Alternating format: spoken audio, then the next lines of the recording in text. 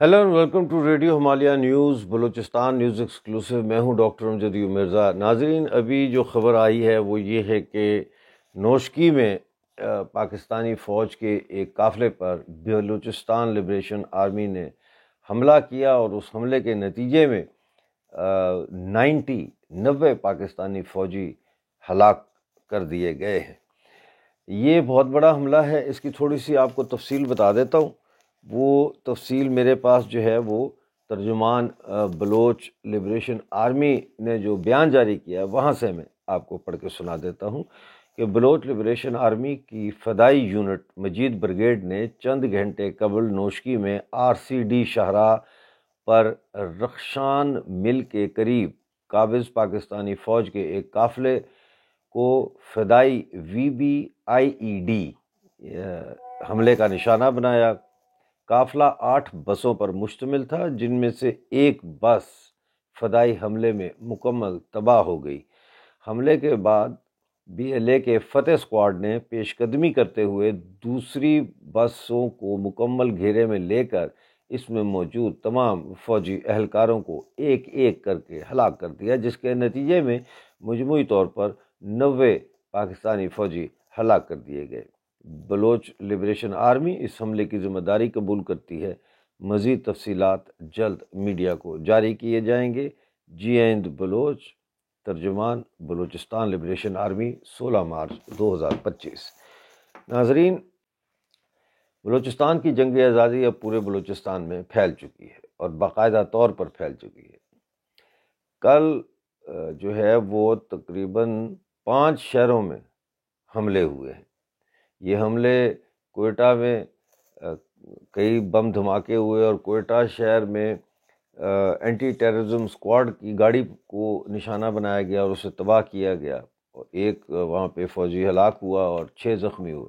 इसी तरह से ग्वादर में और जो मुख्तलिफ़ जगहों पे जो है ये हमले जारी हैं, जहाँ पे बलोच सरमचार जाते हैं, वहाँ पे उनको देखते ही FC वाले हथियार डाल देते हैं, फ़ौजी जवान हथियार डाल देते हैं, पुलिस वाले भी। तो ये उनका असलहा ज़ब्त कर लेते हैं, चौकी को आग लगा देते हैं और उनको कहते हैं तुम दफ़ा हो जाओ, जहाँ से आए हो वहाँ वापस चले जाओ। इस तरह की कहानी पूरे बलूचिस्तान में इस वक्त चल रही है। बलूचिस्तान इस वक्त जंग आज़ादी की मुकम्मल लपेट में आ चुका है। अब यहाँ पे 2-3 चीज़ें हैं कि ये किस तरफ जाएगा सिलसिला।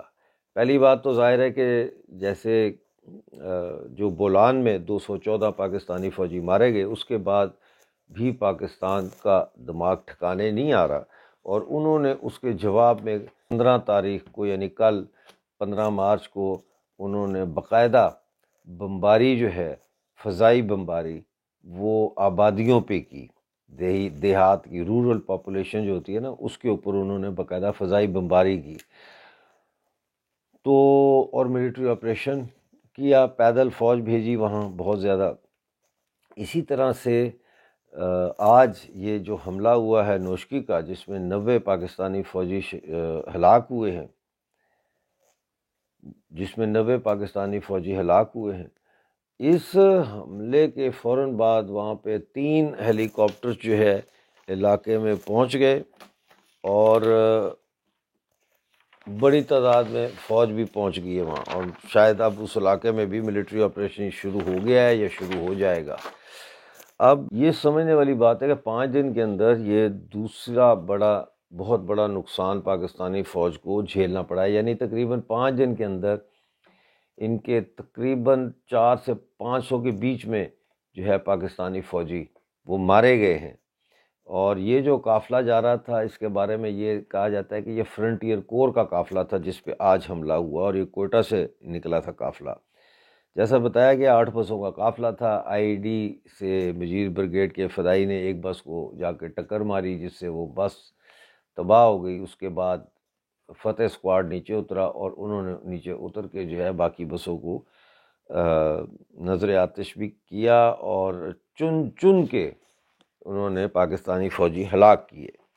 तो जैसा मैं कह रहा हूँ, ये जंग अब पूरे बलूचिस्तान में फैल चुकी है। अब आगे जो है नज़र यही आता है कि پاکستان کی جو قومی اسمبلی ہے اس کے اندر جو بلوچ ممبر ہیں پارلیمنٹ کے، جنہوں نے پاکستان سے وفاداری کا حلف لیا ہوا ہے، لگتا یہ ہے کہ اب ان کے حلقوں میں لوگ ان کے گھروں کا گھیراؤ کریں گے اور انہیں مجبور کریں گے کہ وہ پاکستان کی قومی اسمبلی سے استعفیٰ دیں۔ اسی طرح سے بلوچستان کی صوبائی اسمبلی کے جو ممبران ہیں، نظر یہ آ رہا ہے کہ آنے والے دنوں میں ان کے گھروں کا گھیراؤ کریں گے اور ان کو مجبور کریں گے کہ بلوچستان کی صوبائی اسمبلی سے استعفیٰ دیں۔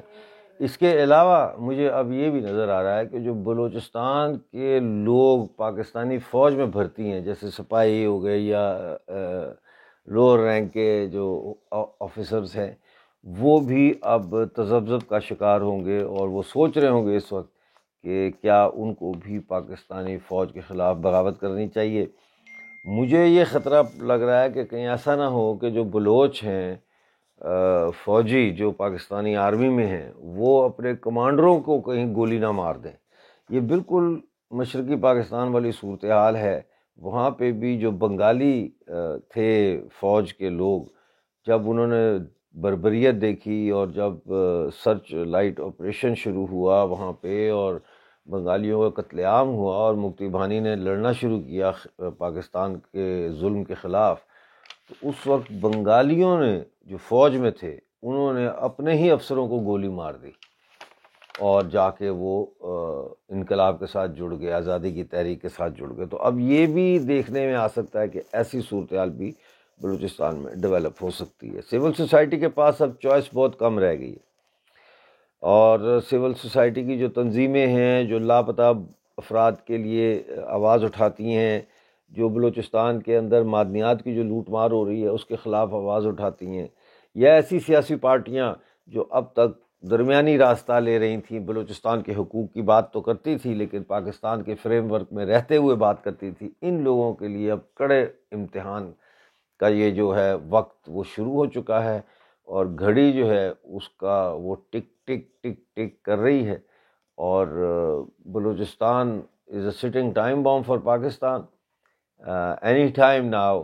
آئی تھنک کہ کوئی بھی وقت میں، کسی بھی وقت آنے والے دنوں میں ایسا نظر آ رہا ہے کہ بلوچستان کے وہ 5 سے 7 یا 9 ضلع جن کا ذکر مولانا فضل الرحمان نے پاکستان کی قومی اسمبلی میں کیا تھا کہ وہاں نہ فوج ہے نہ پولیس ہے، اور وہ آزادی کا اعلان کرتے تو یونائٹڈ نیشن بھی ان کو آزاد ملک کی حیثیت سے تسلیم کر لے گا، تو آنے والے وقت میں یہی نظر آ رہا ہے۔